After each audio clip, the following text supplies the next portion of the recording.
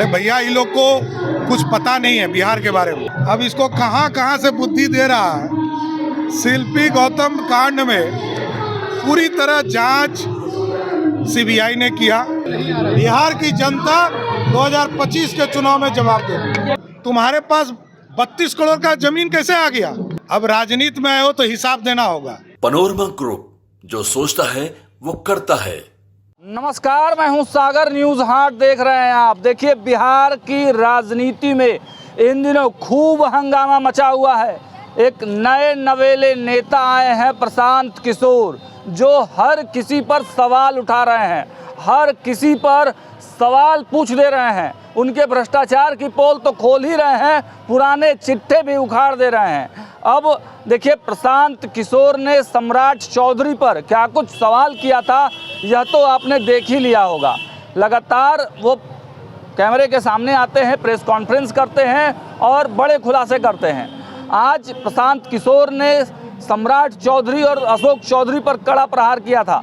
सम्राट चौधरी के बारे में कहा कि 7 कुशवाहा, दानापुर में मृत्यु हुई थी 7 कुशवाहों की, उसके अभियुक्त हैं सम्राट चौधरी, और एज छुपाकर, एज रिलैक्सेशन करा के वो बरी हो गए। मतलब वो अभियुक्त हैं, दोषी हैं। उन्होंने केंद्र सरकार से मांग किया कि उन 7 कुशवाहा की जो मृत्यु हुई उस केस में इनको गिरफ्तार किया जाए।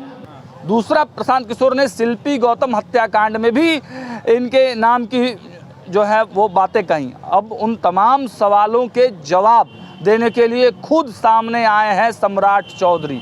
देखिए, विजय कुमार सिन्हा जो सूबे के डिप्टी सीएम हैं, इनके आवास पर फलाहार कार्यक्रम रखा गया है। आपने देखा, हमने खबरें भी दिखाई। मुख्यमंत्री नीतीश कुमार पहुंचे थे, संजय झा पहुंचे हुए थे, विजय चौधरी पहुंचे थे, कई लोग पहुंचे थे। उसी क्रम में सूबे के डिप्टी सीएम सम्राट चौधरी भी पहुंचे। जब हम लोगों ने उनसे सवाल पूछा कि प्रशांत किशोर आप पर ये सवाल उठा रहे हैं, तो देखिए क्या कुछ जवाब दिया है सम्राट चौधरी ने। बिहार का बर्बादी के जिम्मेदार आप हैं। हाँ? बिहार का बर्बादी का जिम्मेदार आप हैं।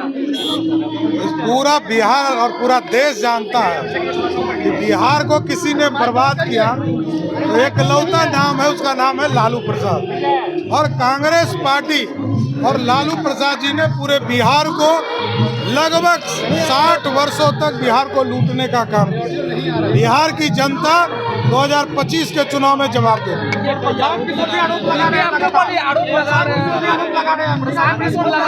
देखिए, नौसिखिया नेता है।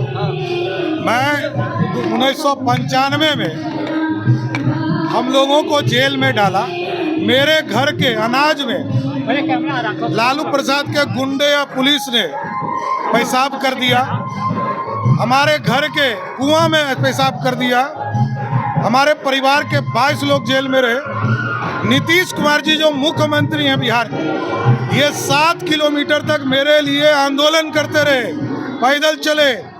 और ह्यूमन राइट्स कमीशन ने बिहार की सरकार, तत्कालीन सरकार लालू प्रसाद जी पर कार्रवाई किया और प्लेंटी दिया हमारे परिवार को। अब देखिए, वो आइसक्रीम बेचने वाले का नाम था राकेश। वो आइसक्रीम बेचता था बेचारा, वो है रहने वाला हाजीपुर। अब इसको कहाँ कहाँ से बुद्धि दे रहा है।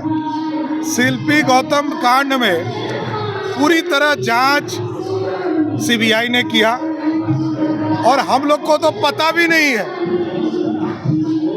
और जिस राकेश की बात वो करते हैं वो तो हाजीपुर का रहने वाला है। अरे भैया, इन लोग को कुछ पता नहीं है बिहार के बारे में। बिहार का रहने वाला है, पूरे देश को लूट के आया है। और आप सोचिए, कहता है कि हमको 14 करोड़ रुपया चंदा दिया। क्यों दिया भाई? कल तक तुमको तुम्हारा मेहनताना में नहीं मिला था 2 करोड़ 41 लाख, 241 करोड़ उन्होंने कहा कि हमको मेहनता मिला। अरे भैया, तो जब राजनीति में नहीं थे तो पैसा काहे नहीं ले लिए? अब राजनीति में आए हो तो हिसाब देना होगा। कोई सेल कंपनी जिसकी औकात ही 10 लाख की है, वो 10 करोड़ कैसे चंदा दे सकता है? और आते के साथ पटना के पाटलिपुत्रा में तुम्हारे पास 32 करोड़ का जमीन कैसे आ गया? सबका हिसाब होगा। समय है, जनता तय करती है, जनता हिसाब देगी। जनता फिर से एनडीए की सरकार बनाई। तो आप सुन रहे थे, सम्राट चौधरी ने एक एक सवालों का जवाब दिया है। वो साफ कह रहे हैं कि ये नौसिखिया नेता हैं, नए नए आए हैं, इनको कुछ मालूम नहीं है। सारे आरोपों से माननीय न्यायालय ने बरी किया है मुझे, और साफ कहा है कि देखिए, जिस राकेश कुमार की बात ये कर रहे हैं वो तो कोई दूसरा हाजीपुर का राकेश है। तो देखिए, जवाब तो सम्राट चौधरी ने दे दिया है। अब समझना ये है कि प्रशांत किशोर इस पर संतुष्ट होते हैं, बिहार की जनता इस पर संतुष्ट होती है, या कोई और नया बखेड़ा शुरू होता है। लेकिन फिलहाल प्रशांत किशोर ने जिस तरीके से इस मुहिम की शुरुआत की है, सवाल पूछ रहे हैं, हड़कंप मचा रहे हैं, जवाब भी उनको दिया जा रहा है। अब इस तरह की जो सियासत है, इस तरह की जो राजनीति है, वो कब तक चलेगी और बिहार चुनाव में इसका क्या प्रभाव पड़ता है, यह आने वाले समय में देखने को मिलेगा। फिलहाल तमाम अपडेट से आपको अवगत कराते रहेंगे। देखते रहिए न्यूज़ 8। बहुत बहुत धन्यवाद।